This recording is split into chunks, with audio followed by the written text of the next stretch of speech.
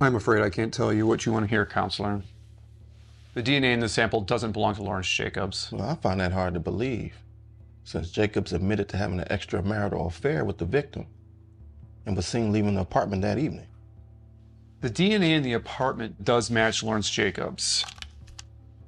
But the DNA on her body and her fingernails tell a different story. But Jacobs admitted that the victim threatened to tell his wife and that they had a heated argument at the victim's apartment that evening. Then someone was there after he left. She could have had someone in her bed before Lawrence arrived. Or maybe she wanted him to see her in bed with another man. Conjecture, doctor. The science suggests otherwise. Based on the condition of the sperm cells in the sample, the intimacy took place much later than what Jacobs claimed. Claimed being the operative word here. I agree. The evidence is inconclusive. But we can't discount the possibility that the second unidentified sample belongs to the killer. I take it the DNA has no match in our database. That would be like searching for a needle in a haystack. We can do a search of the national database.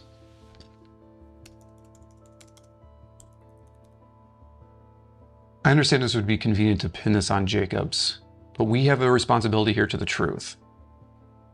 Are you accusing me of something, doctor? It hasn't escaped my attention that Jacobs is currently your strongest political rival in your race for district attorney.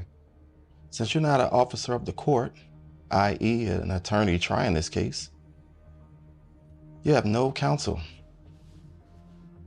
no credibility in your opinions, except when you're presenting something forensically.